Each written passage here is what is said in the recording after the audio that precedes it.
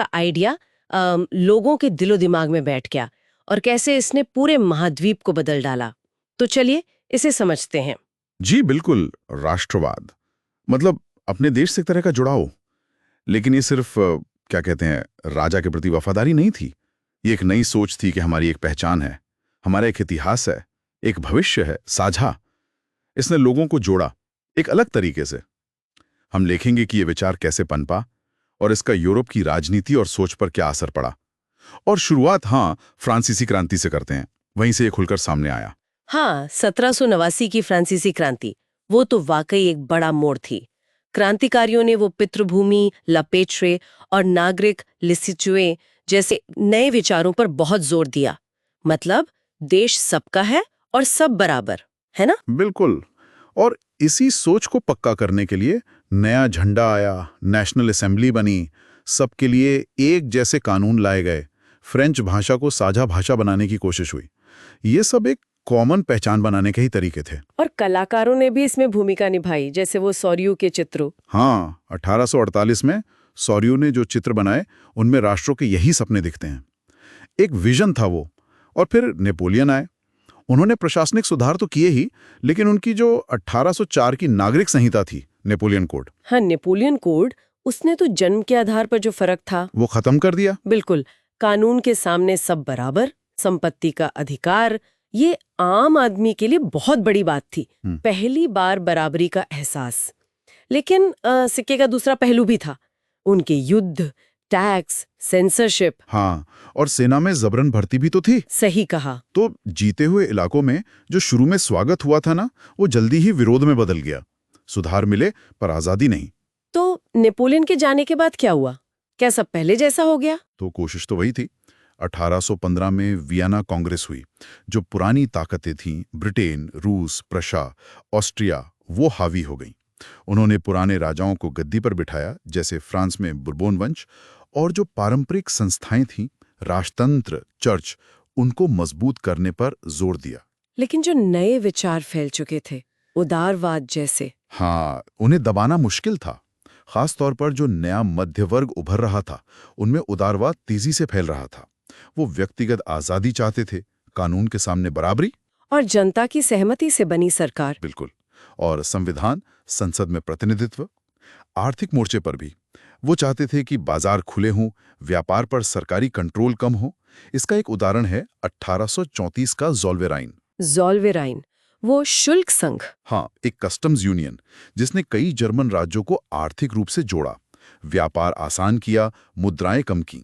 इसने कहीं ना कहीं जर्मन एकता की नींव भी रखी। लेकिन जो रूढ़िवादी सरकारें थीं, वो इन उदारवादी विचारों को दबाने में लगी थीं। आलोचना की मनाही, प्रेस पर सेंसरशिप। ये बड़ा दिलचस्प है कि राष्ट्रवाद सिर्फ राजनीति या लड़ाइयों से नहीं, संस्कृति से भी फैला। हाँ बिल्कुल, इसमें रोमानीवाद यानी रोमांटिसिज्म का बड़ा हाथ था। इसने तर्क की जगह भावनाओं पर, साझा विरासत पर, लोक संस्कृति पर जोर दिया।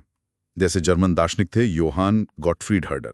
हर्डर, उन्होंने क्या कहा? उनका मानना था कि सच्ची जर्मन संस्कृति, जिसे उन्होंने वोल्कगाइस्ट कहा, वो आम लोगों के लोकगीतों, उनकी कहानियों में मिलती है।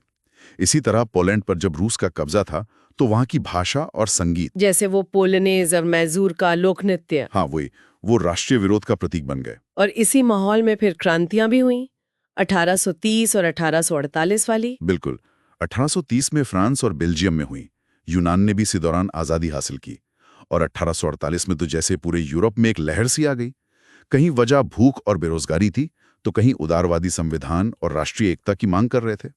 जर्मनी में फ्रैंकफर्ट संसद ने कोशिश भी की संविधान बनाने की, लेकिन वो नाकाम रही। हाँ, राजा और सेना ने विरोध किया तो वो कोशिश फेल हो गई।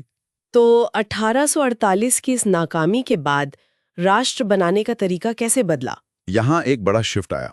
अब राष्ट्र बनाने की कमान उदारवादियों से हटकर रूढ़िवादी ताकतों के पास चली गई, खासकर राजशाही और सेना।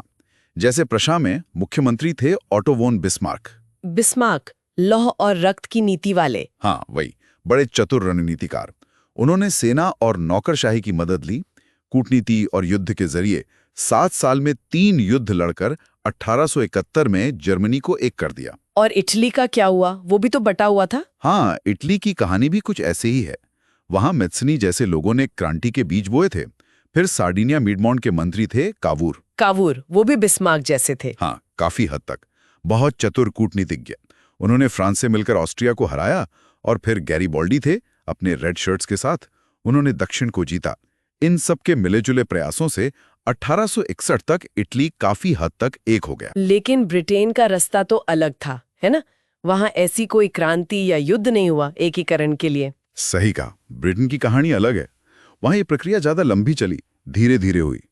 इंग्लैंड का असर बढ़ा, फिर 1707 में स्कॉटलैंड के साथ एक्ट ऑफ यूनियन हुआ और फिर 1801 में आयरलैंड को बलपूर्वक मिलाया गया।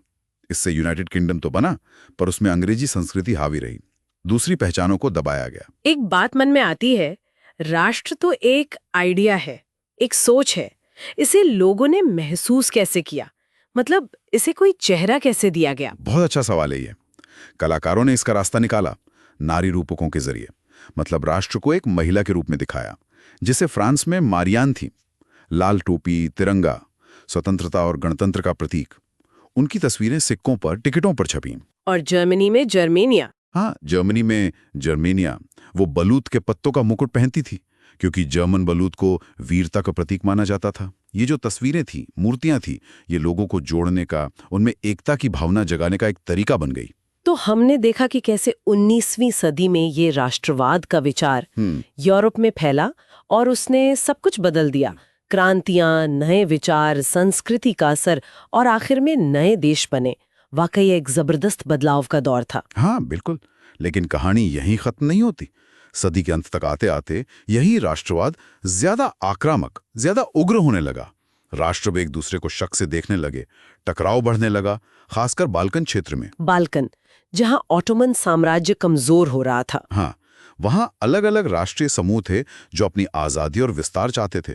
और इसमें जो बड़ी यूरोपीय ताकतें थीं, रूस, जर्मनी, इंग्लैंड, ऑस्ट्रो हंगरी, उनकी अपनी खींचतान भी शामिल हो गई। तो सब अपना अपना दबदबा बढ़ाना चाहते थे वहां। बिल्कुल।